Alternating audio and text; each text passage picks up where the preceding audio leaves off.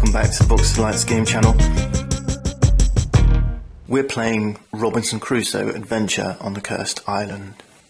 Pretty exciting. We've explored a big portion of the island. We made lots of discoveries, even though we temporarily got a little bit lost near the river. Now we move to the weather phase. And it's during this weather phase that we may get to roll these weather dice. There's a couple of places we've got to look right now. We're going to track in the weather space on the main board, see if we've placed any tokens here during this round. So there might have been adventures that caused us to place weather tokens. There aren't any, but if and when that happens, we're going to cover it. And then we need to look on the scenario card, specifically at the round order.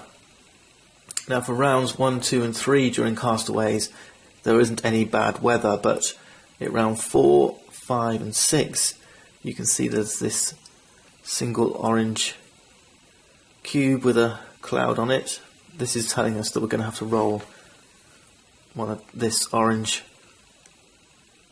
die to make some weather effects happen. And then from turns 7 through to the end, we have to roll all 3.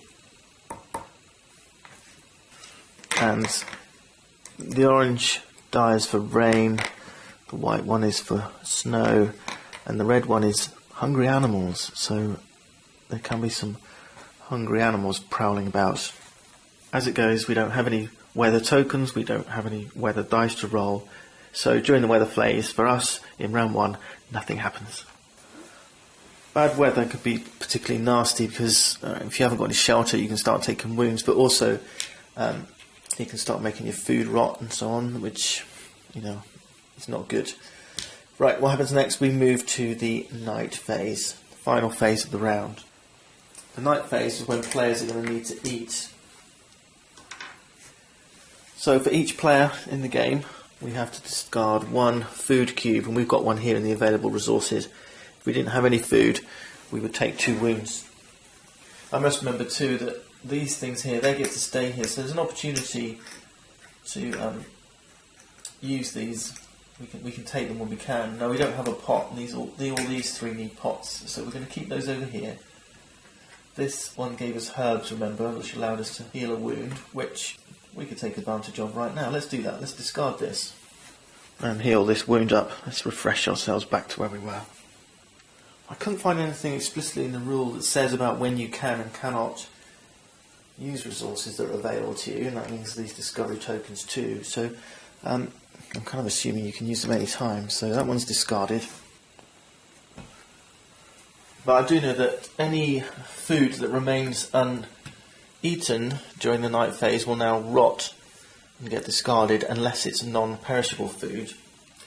But in addition, this discovery token here which represents food, this represents 2 food, unfortunately this is going to rot as well. So there's 2 food that we discovered. We can't save it, it's going to rot away this night, so we're going to discard this one too.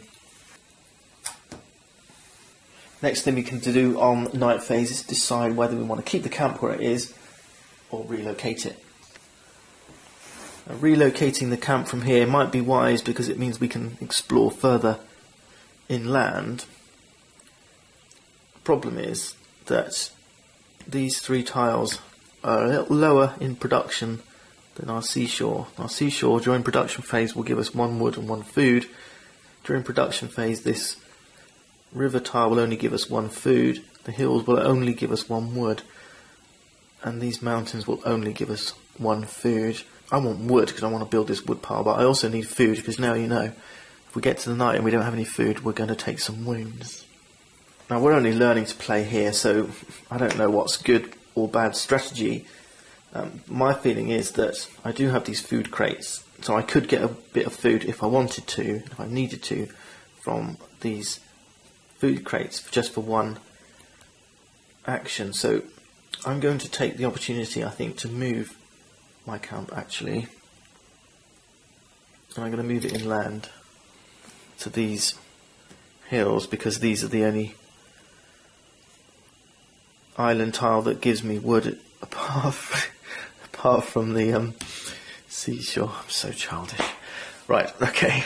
Right, next phase is we're still sleeping out in the open. We don't have a shelter. I mean, that's the other thing. I could have relocated my camp down here where there was shelter, but I want to collect this wood for the log pile as much as I can. So I don't have a shelter. I'm sleeping out in the open, and that means I have to take 1 wound. Just to remind you, the mountains here had this shelter icon, which meant if I'd moved my camp here, I've got a camp under shelter. I wouldn't be sleeping out in the open. You know, I can build my campfire in amongst the mountains, perhaps in a cave here. So, but there you go. I'm out in the open in the hills. I haven't built a shelter. I'm going to take 1 wound. And this is what's going to drive your survival here, food and shelter, because when the weather starts getting bad, these things can really start stacking up quite quickly. Now at this point we'd remove any rotting food. We've already done that.